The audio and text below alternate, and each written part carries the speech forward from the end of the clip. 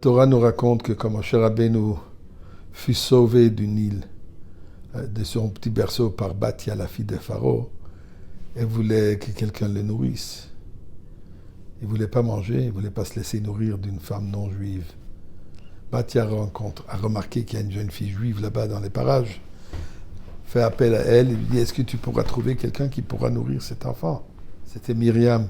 Elle est partie chercher sa mère. Et l'ironie de la situation, Paro a payé la mère de Moshe Rabbeinu pour le nourrir. Alors, je voudrais partager avec vous une histoire aussi d'un bébé de 2 ans. Mais d'abord, disons le Tilim pour nos chers frères et sœurs en Eretz Israël. Se trouve dans une situation très précaire, un moment très difficile. Alors, Mizmor le Todaru la dans le nom de la Tzedaka. Et voilà l'histoire. Un jour, un couple vient voir le Baal Shem Tov. 20 ans qu'ils sont mariés, ils n'ont pas d'enfants. Ils prient le Baal Shem Tov pour qu'il lui donne une bénédiction. Et le Baal Shem Tov leur dit, je ne peux pas vous aider. Finalement, après beaucoup de larmes et insistance, le Baal Shem Tov lui dit, il le regarde et dit, l'année prochaine, vous aurez à avoir un petit garçon. Et effectivement, tout de suite après, elle est tombée enceinte. Et elle a eu un petit garçon. Mais pas n'importe quel petit bébé. Dès la naissance, ils ont vu que cet enfant, c'était un enfant irrégulier. À l'âge de 1 an, l'enfant a déjà parlé. Commence à comprendre, pouvait prier. Un génie sans part. Mais malheureusement, à l'âge de 2 ans, l'enfant est mort. Tout à coup. À son 2e anniversaire. Détruit. Revient chez le Baal Shem Tov. Ça, c'était la bénédiction. C'était déjà mieux qu'on ne savait pas le plaisir d'avoir un enfant.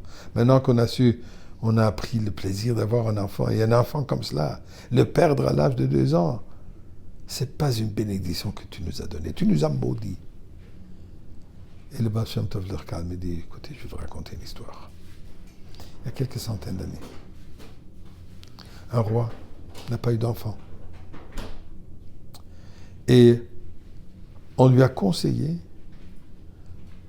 de dire à la communauté juive que si, dans 3 mois, vos prières que vous allez faire ne sont pas exaucées, alors toute la communauté est expulsée de son royaume. Imaginez-vous les montants de larmes qui ont coulé pour que le roi ait un enfant. Et miraculeusement, après 3 mois, et plus tard, 9 mois plus tard, un enfant est né.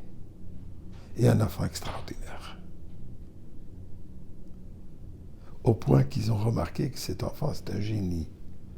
À 5 ans, il n'y avait plus personne qui pouvait l'enseigner. Ils ont fait venir un prêtre qui était de renom mondial, de sa connaissance, de sa sagesse.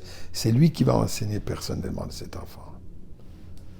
Il était d'accord, mais à une condition, qu'il a besoin 2 heures par jour de rentrer dans son cabinet privé où personne n'a le droit de rentrer, même pas le roi. Pas de problème. Cet enfant s'est extrêmement attaché à son maître. Un enfant brillant et un maître brillant. Mais il était curieux. Qu'est-ce que son maître fait dans cette chambre? Autant de fois qu'il lui a demandé, il dit non, c'est un secret. Un jour, il a réussi à se cacher dans la chambre. Et là, le prêtre est rentré. Et tout de suite, en rentrant, il a enlevé la croix de soie. Et il a posé des boîtes sur son bras, une sur la tête, un châle de prière. L'enfant qui sort de là aussi caché. C'est quoi ça? Le prêtre s'est effrayé. C'était un juif qui a dû fuir un endroit, s'est caché comme prêtre. Et maintenant, si on va savoir son secret, peine de mort. L'enfant lui a fait promettre qu'il va lui enseigner ce que c'est le judaïsme.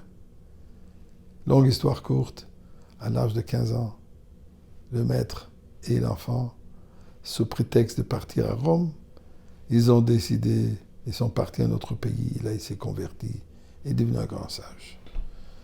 Quand cette âme est finalement arrivée devant le ciel après sa mort, bien sûr, il doit être reçu royalement. Mais la cour céleste a dit pendant 2 ans, cet enfant a mangé d'une mère non juive. C'est cette âme que vous avez mérité d'élever pendant les 2 ans que vous l'avez élevé. Cette âme maintenant a pu recevoir ce qu'elle mérite. Alors, soyez contents. Shabbat Shalom.